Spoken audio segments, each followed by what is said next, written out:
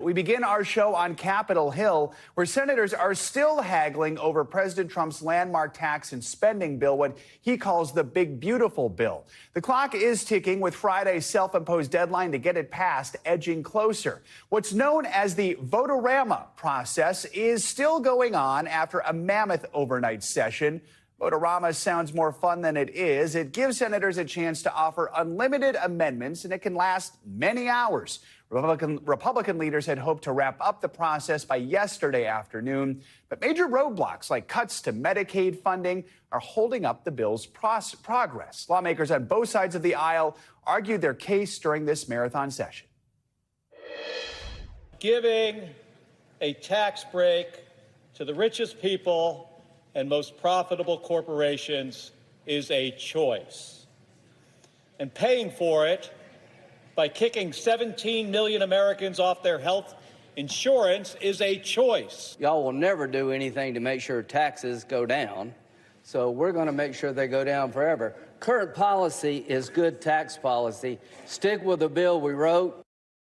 NBC News Capitol Hill correspondent Julie Sirkin is here with us now. So, Julie, we're still waiting on the final approval from the Senate. Just walk us through what we've seen so far in this vote-a-rama. What have been the major hurdles? Well, so far, Joe, we've seen probably the longest vote-a-rama that I think the Senate has ever taken, and that is in part because Republican leaders are struggling to lock down the votes to get to final passage for this bill. But we've seen some interesting amendments overnight. There are different senators in different buckets on the Republican side of the aisle. You have the moderates like Lisa Murkowski, for example, who's super concerned about the steep Medicaid cuts and also the cuts to those clean energy tax credits, especially on solar and wind products. There's actually an additional tax slapped on to those two industries at the 11th hour that Murkowski and some energy-producing Republicans are opposed to. Of course, those Republicans that hail from energy-producing states. And then you have the conservatives on the other side of the Republican spectrum who do not like how much this bill adds to the deficit. $3.2 trillion at that. They have to lift the debt ceiling as well by $5 trillion.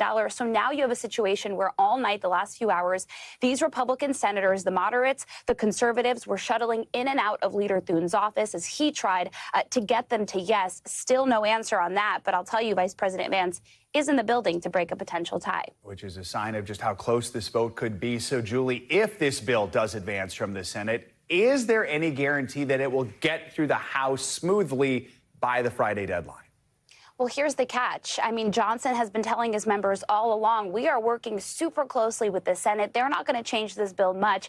But that was always kind of wishful thinking because, of course, they would have to change this bill in the Senate. They're a completely different constituency of Republicans. They represent whole states. So Medicaid cuts, of course, was something that they wouldn't go for. And then, of course, you have those Republicans who want even more cut from the deficit. So right now, as the Senate is haggling about these provisions, you still have Johnson trying to convince Thune to basically change this bill back and make it like the House version that passed by just one Republican vote. So the margins are so tight here. They have so much to do here. And of course, when it gets back to the House, if it gets back to the House, still no guarantee that it passes, especially by July 4th. Hey, Julie, Elon Musk has made no secret of his hatred for this bill. The one-time Trump advisor was back on social media again, this time with a new warning to lawmakers. What's he saying here?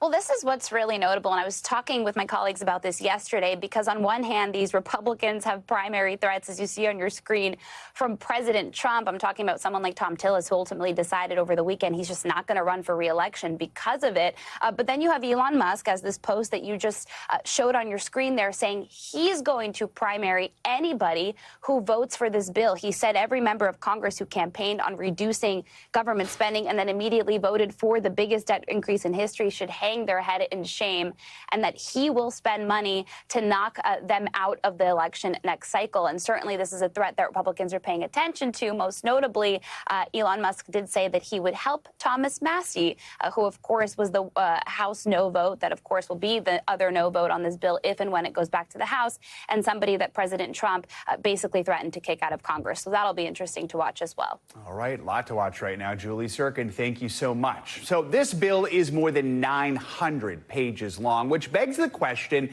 what exactly is in it? Now, we won't read it all to you, but NBC News Now anchor Hallie Jackson is breaking down the highlights with a closer look at what it could mean for you and your tax bill. To the president, it's gorgeous. We call it a great, big, beautiful bill because that's what it is. But to Democrats, an ugly betrayal. The bill before the Senate is utter poison. 940 pages that make up the foundation of President Trump's agenda. So what's actually in it? Start with tax cuts, a huge piece of this plan. As written, the bill would make the president's signature 2017 cuts permanent. It's been an amazing experience. The bill would also let people deduct more of their state and local income taxes for the next 5 years, which Republicans from blue states with higher taxes really wanted. And it would fulfill a Trump campaign promise by implementing no tax on tips, overtime, or car loans. On other issues, the bill boosts spending on immigration enforcement with more money for the border wall and for ICE. It beefs up military spending, including money for space programs and moving the historic Space Shuttle Discovery from blue-leaning Virginia to ruby-red Texas. The shuttle has cleared the tower. And it calls for funding the so-called Golden Dome, a U.S. air missile defense system. But all those tax cuts and extra spending are expensive. So how's it being paid for? We're cutting $1.7 trillion in this bill, and you're not going to feel any of it. Critics say that's not even close to being true, considering the cuts the bill calls for to social safety nets that lower-income Americans rely on, with even some Republicans who voted to move the bill forward concerned. If we're going to be a working-class party, we've got to protect working people. And I just, the Medicaid stuff in here, I think is bad. New requirements and restrictions for Medicaid could make it harder to earn its benefits, effectively, experts say, kicking people off. A new estimate predicts more than 10 million Americans would lose their health insurance. We're not talking about living this life of luxury with Medicaid. We are honestly talking about this life and death and how do we provide for our child in our home. And the bill also makes changes to the SNAP program, or food stamps, to save billions. It gets rid of green energy and environmental credits, too. Democrats sounding the alarm. I will tell you that this is the most dangerous piece of legislation I've ever seen during my time in Congress. But many Republicans ready to celebrate. I think it's going to be a beautiful day for the big, beautiful bill. Our thanks to Hallie Jackson for that breakdown. For critics of the bill, one of the biggest concerns is saddling future generations with a ton of debt. The Congressional Budget Office estimates over the next decade, this bill would add around $3 trillion to the national debt. Now, as President Trump pushes lawmakers to pass that bill, he's heading to Florida today. He plans to visit a controversial new migrant detention center in the Everglades known as Alligator Alcatraz. Florida's Attorney General describes the facility as a, quote, one-stop shop to carry out President Trump's mass deportation agenda. The new facility has been met with protests, and environmental groups sued to block it, arguing it could have devastating effects on the Everglades. NBC News White House correspondent Yamiche Alcindor joins us now with more on this. Yamiche, good morning. So immigration, we know, is at the forefront of the president's second term. As this new facility opens in Florida, I know a reporter asked Borders' our Tom Homan yesterday about a 75-year-old Cuban man who died last week while in ICE custody. What did he have to say about that? And just overall, what's the administration looking to achieve with the opening of this new detention center?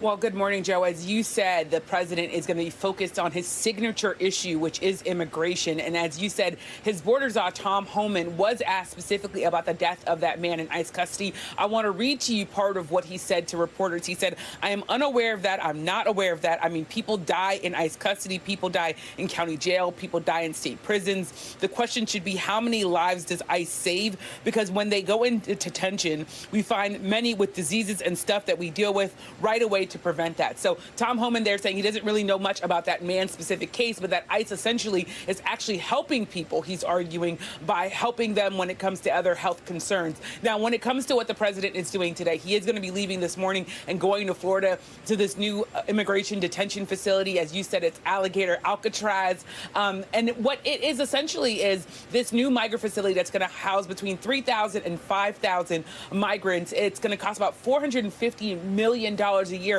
Right now, it's essentially on this not used airstrip, and it's surrounded, as you can see, by the Everglades. The thinking here is that people can't escape because what they'll be met with is literally alligators. But that being said, officials are in some ways very much happy about this facility. The president wants to go down there and take a sort of victory lap. But as you said, there are critics of this. There are some who are saying that this is going to have really bad environmental impacts, but there are other people who say that this is simply inhumane to have people housed this way and that there could be human rights violations. violations, Joe. Speaking of immigration, Yamiche, we've also learned the Trump administration now suing the city of Los Angeles over its immigration policies. The White House claims the city's law discriminates against federal law enforcement agencies. This comes, of course, weeks after those large protests we saw in downtown L.A., which were in response to immigration raids. What is the Trump administration arguing in this lawsuit? What are they trying to do? Well, the Trump administration is essentially arguing that Los Angeles is discriminating against the federal government by treating it differently than other police agencies. And this is really a ratcheting up of the fight between the Trump administration and Los Angeles. As you said, there were those mass protests against immigration raids. I want to read to you part of what Attorney General Pam Bondi said about this lawsuit. She said, in part, sanctuary policies were the driving cause of the violence, chaos, and attacks on law enforcement that Americans recently witnessed in Los Angeles.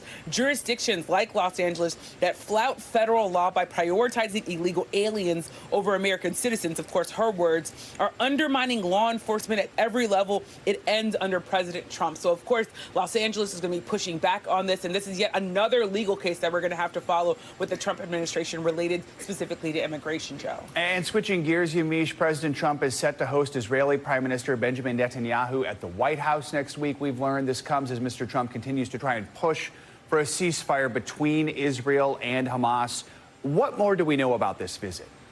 Well, this is going to be an important visit because the president, of course, has been a very close ally of Israeli Prime Minister Benjamin Netanyahu, but he's also not shied away from criticizing his foreign policy. Now, yes, it's true that the United States joined Israel in attacking Iran and did hit those nuclear facilities last weekend. That being said, the president has also said and made clear that he wants a ceasefire between Israel and Iran to hold, and has said that Prime Minister Benjamin Netanyahu really also needs to make sure that he's part of that holding it together and not trying to strike Iran. But now, of course, there's also the big issue of Israel versus Hamas and the war that's playing out in Gaza. The president is eager to also bring that conflict to an end. In a conversation that I had with him last week, the president said that this issue between Iran and Israel would have brought the Middle East to its knees. So the president is really hoping that he can bring another ceasefire and be able to say that he's brought another war to an end. Joe. All right. Michelle Sindor, thank you so much.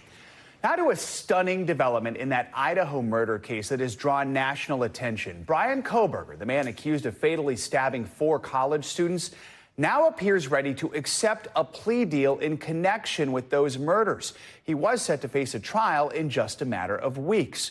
Kohberger is facing 4 first-degree murder charges. He's accused of fatally stabbing Xana Kernodle, Madison Mogen, Kaylee Gonsalves, and Ethan Chapin in November of 2022.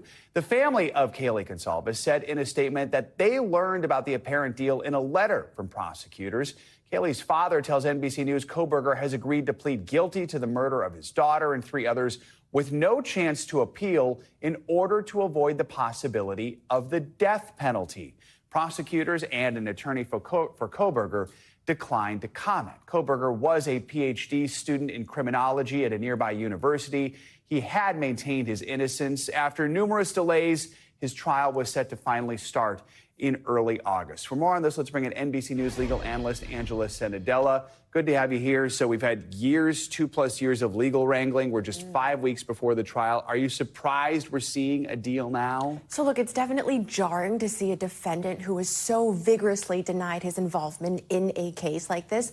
But no, statistically, you can't be surprised, right? Over 90% of federal criminal cases end up in plea deals like this. And when it's a capital case, when the death penalty is on the line, those percentages are actually even higher for the obvious reason that many defendants want to do anything to avoid the death penalty. Also, the evidence against him was just significant and growing. The judge was denying a lot of the motions that his team just filed, so it makes sense. And because of that, the prosecutors felt they did have a strong evidence tying him to the scene, including his DNA on the knife sheath that was discovered at the scene. So why do you think prosecutors would want to have a deal like this? So look, for the prosecutors, this is undoubtedly a massive win because trials themselves are always unpredictable. And in fact, over half of convictions in capital cases like this are actually reversed on appeal. This appellate process takes over 15 years because errors that might be considered harmless in a non-capital case can often overturn a conviction when somebody's life is on the line like this. So for the prosecutors, they were also saving saving enormous amounts of money, which matters. They have a budget. It is the taxpayers' money. I mean, millions of dollars are going to be saved, and they're getting 4 life sentences, which is likely what they would have gotten in front of a jury. The primary reason we know about this right now, because we still don't have confirmation from the prosecutor's office, is because of the Gonsalves family. They're upset about this. We'll walk through what they've said. They say prosecutors vaguely mentioned a possible plea deal Friday, then presented this letter to him via email Sunday, quote, without seeking our input. They're angry. Talk a little bit about why it seems they are angry, and typically, do families have much input in cases like this? Yeah, so look, in Idaho state law, just like many other states in this country, there is a requirement that victims' families are consulted in plea bargains. However, there's a big difference between consulting and controlling, right? So what that usually means, though, is that prosecutors do involve them at some point in the process, but they don't necessarily have to follow any of their demands or requests. If this plea deal does go forward, what happens next? I mean, is this a situation where Bryan Kohberger would have to sit down in front of the court and reveal what happened if he's pleading guilty? So this will be the most interesting part of it. So legally, what's required is that he has to admit to the facts that line up to the bare minimum of what those charges have said against him, right? But prosecutors often, in order to get the plea deal, make defendants almost write in great detail what happened, and that then becomes public record. So if they do, in fact, make him do that or have made him in order to get the deal, then we would see in great detail what happened. Which I can't imagine would be easy for the families, but it also might help them understand a little more about what happened. Right, Joe. All right, Angela Sinadella, appreciate your expertise. Thanks for joining us this morning. Now, after weeks in court, jury deliberations in the trial against Sean Diddy Combs got off to a dramatic start here in New York yesterday. Not long after jurors got the case, well, they sent a note to the judge saying there was a problem with one of its members. NBC News entertainment correspondent Chloe Malas was there and has the details. Hey there, jury deliberations have concluded. The jury had 2 notes. And remember, they have 7 weeks of testimony from over 34 witnesses to go through. Only about an hour after the case of Sean Diddy Combs was turned over to the jury, already a potential wild card in the deliberation room. The jury delivering a note to the judge saying one juror is not following instructions. He's a 51-year-old scientist with a PhD. It was unclear whether or not there was a concern about following the legal instructions or the other instructions about how to approach the case. Is it too late to replace a juror? It's not. The judge can, but it would be a big deal once deliberations start. The case is complex and sprawling. Combs charged with 5 federal counts, including racketeering, sex trafficking, and transportation to engage in prostitution. In this courthouse, 8 men and 4 women are sifting through 7 weeks of testimony from 34 witnesses as media from all over the world await a verdict. As jurors began deliberating in the courtroom, Combs' family joined hands and prayed. Prosecutors allege Combs ran a criminal enterprise, wielding his power to have employees carry out illegal activity on his behalf. They also argued that he used violence, drugs, and threats of blackmail to coerce former girlfriends Cassie Ventura and another referred to only as Jane to have sex with male escorts while he watched. In contrast, the defense not calling any witnesses, resting their case in 30 minutes. Combs declined to take the stand. But in closing arguments, his lead attorney, Mark Agnifilo, said all sexual encounters were consensual, saying Combs had a swingers lifestyle. Agnifilo also arguing that this video of Combs beating Ventura at a Los Angeles hotel in 2016 is evidence of domestic violence, not sex trafficking, going so far as to call their relationship a great modern love story. Combs' demeanor really seemed to shift. At one point, he showed the cover of 2 books, one being The Power of Positive Thinking, the other, The Happiness Advantage. But when another jury note came in about transportation of drugs, his mood seemed to be a bit more somber. All right, Chloe, thank you so much. I want to bring in NBC News legal analyst Kristen Gibbons-Fedden now with more on this. Clearly lots of legal news today. We're bringing in all our best legal analysts. So let's start with that note about the juror. Kicking things off, we're just an hour or 2 into deliberations. They say juror number 3, quote, does not follow the judge's instructions.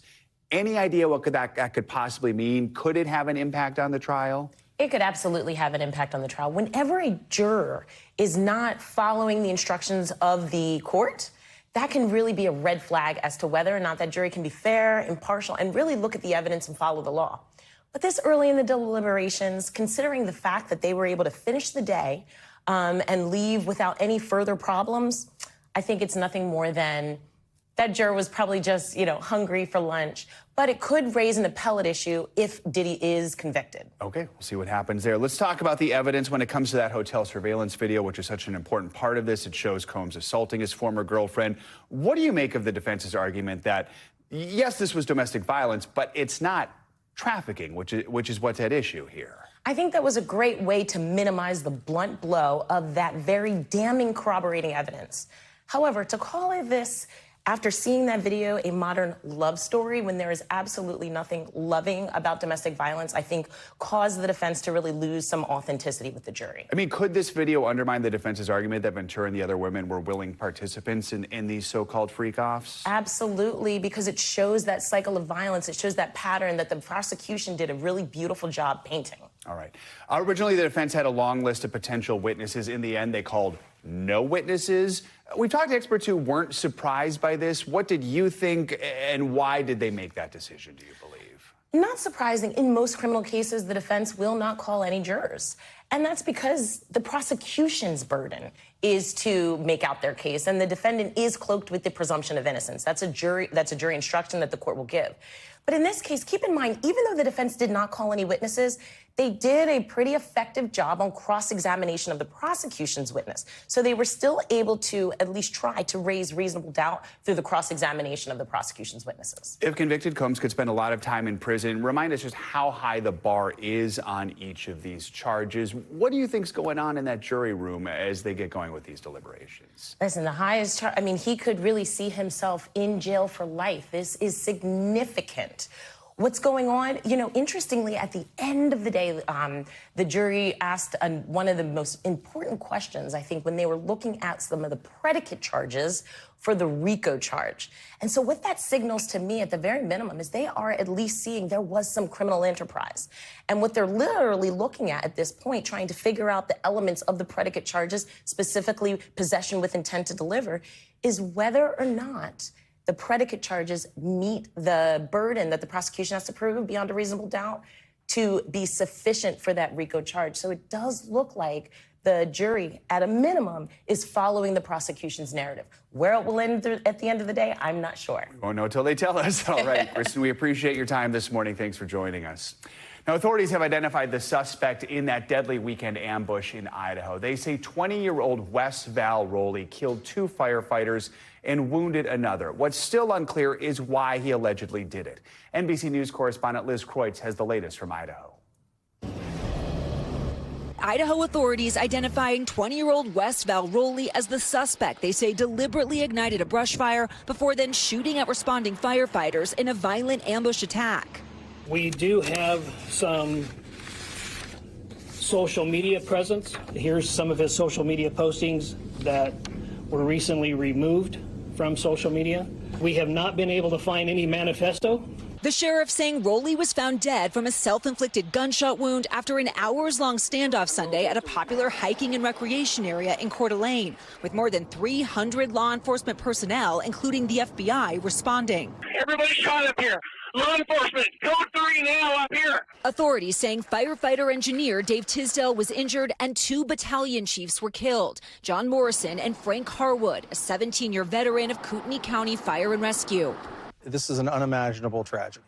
A husband, a father, a champion of the fire service, somebody who cared about his people. Fire Chief Christopher Way says 20 local firefighters responded to the initial call, describing the harrowing moments after the suspect opened fire.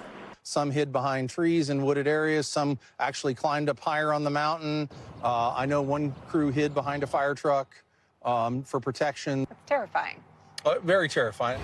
Authorities say they're still trying to piece together a motive. Rowley's grandfather telling NBC News that something must have snapped for his grandson to commit this crime, saying Rowley had been in contact with the fire department for a job and that he wanted to be part of a team that he sort of idolized, adding maybe he got rejected or something. Do you believe that the suspect potentially wanting to be a firefighter was a motive here? We just don't know. That is certainly a dynamic that we're looking into. This tight-knit town left shaken and searching for answers as they step up to support their heroic first responders. What is so shocking about something like this happening? You never think it's going to happen in your town? And law enforcement says they've had 5 interactions with the suspect here in Idaho, including for trespassing and welfare checks. But they say that he has no criminal record, and it's still unclear to them why he did this. Back to you. All right, Liz, thank you. An elderly woman who was hurt during what's believed to have been an anti-Semitic attack last month in Colorado has died. Karen Diamond was demonstrating with a group of people in downtown Boulder in support of Israeli hostages when authorities say an Egyptian national threw 2 Molotov cocktails at the group while yelling "Free Palestine." The Boulder County District Attorney's Office said Diamond, who was in her 80s, died as a result of severe injuries from that attack. Her death prompted Boulder's DA to file new first-degree murder charges against the attacker, Mohammed Sabri Solomon.